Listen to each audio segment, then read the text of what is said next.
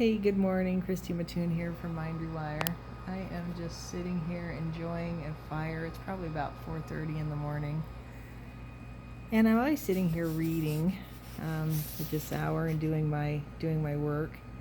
And so this is what I'm reading today. This is a book called Prayers of the Cosmos. It's the meditations on the Aramaic words of Jesus. So this takes it back to the Aramaic language, and this particular section is on the verse in the Bible, and forgive us our debts as we forgive our debtors.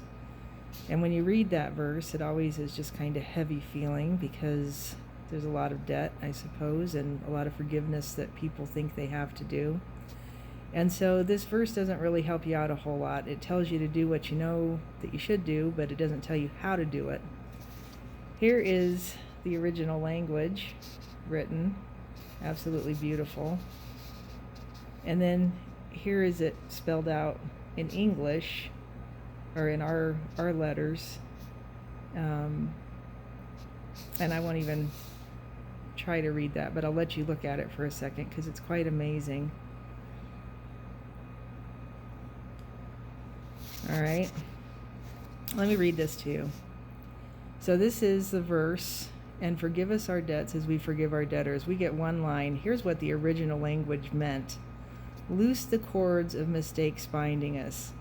As we release the strands we hold of others' guilt. Forgive our hidden past and secret shames as we constantly forgive what others hide. Lighten our load of secret debts as we relieve others of their need to repay. Erase the inner marks of our failure as we scrub our hearts of others' faults. Absorb our frustrated hopes and dreams as we embrace those of others with emptiness. That emptiness is kind of a key. You're looking at them as though they have nothing attached to them. Absorb our frustrated hopes and dreams as we embrace those of others with emptiness. It's an incredible thing to see somebody like that. Untangle the knots within, untangle the knots within, so that we can mend our hearts' simple ties to others. Compost our inner stolen fruit as we forgive others of the spoils of their trespassing. Loose the cords of mistakes binding us as we release the strands we hold of others' guilt. All of this that I just read to you is what this means. And forgive us our debts as we forgive our debtors. In the Aramaic and the ancient languages, the words were more rich, and they had more meaning than our American words do, or than our English words do. So when you're thinking about this verse in this period of time, forgiving us our debts as we forgive our debtors, I want you to think of it like this. Think of it as this verse that I just now read.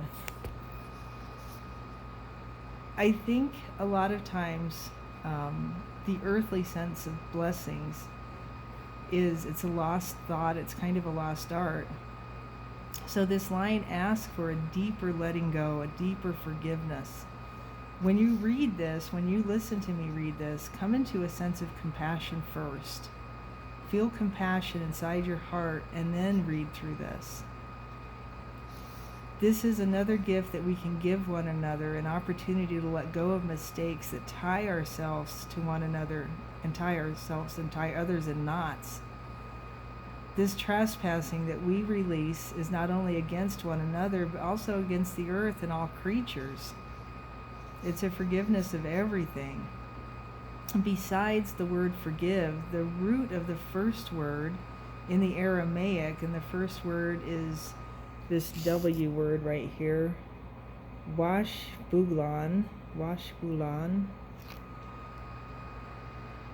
is translated, or can also be translated, return to its original state. So it's not just forgive the way we think of forgive, to let go of something. It's forgive to return to its original state. It's to reciprocally absorb. It's to reestablish slender ties to. There's a lot of meaning to this one word that the word forgive, the way we use it, just doesn't have. It also means to embrace with emptiness. Can you imagine embracing something with emptiness? And not meaning void, but emptiness meaning not tied to or bound to. The prayer reaffirms our original state is clear and unburdened. Your original state is clear and unburdened.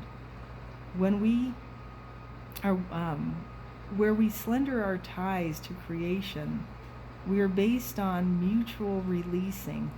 Everything's based on a mutual release. Every breath that we breathe, it's the cadence that I talk about creating. In the book of Matthew, there's a version of the prayer, and it's the word, oh goodness, I'm not going to be able to say this. It starts with a K. It's the second word here. Kawabwan.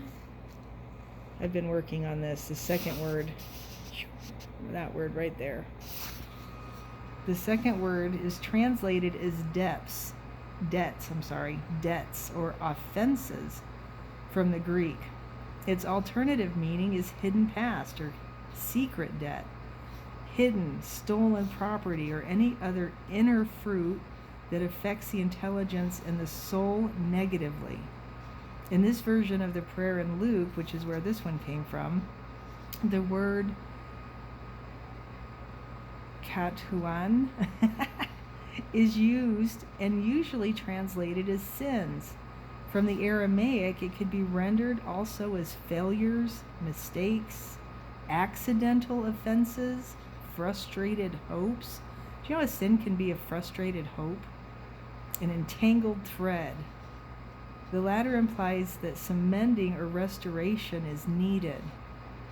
So, included in this text, both versions of this word, you have to understand what they mean since they're very similar in sound. It's likely that Jesus said both at different times, and that he said one but not the other, depending on who he was talking to. The next word, the A word right here, and Kenna, I'm not sure quite of the dialect here, means just as. And it again reminds us that releasing must be done consistently, regularly, if our knotted relationships are to become whole and stable again. So a lot of times we think that this is a one and done, that something you're trying to release or let go of, but there's a lot of hidden, deep secret shames, and it's not just you, it's whoever you're tied to. So try and recognize that, try and understand that. That's my beautiful puppy. Hi, Taz. All right, I hope this helped in this period of time we are in. The Christmas season is coming in, and so family starts getting together and people start thinking about forgiveness and loving and these kind of things, and family frustrations come up. I would keep going through this. I would keep reading this. I would keep reading it over and over and over and just letting go, letting go, letting go. Do this from your heart space. Don't do this from your brain. That's another key to this kind of stuff, is you don't do it from your brain. And you notice the title up here says letting go heartbeat by heartbeat, not brainwave by brainwave. I hope this blesses you. Thank you for sitting with me and Taz this morning, and we'll talk again soon.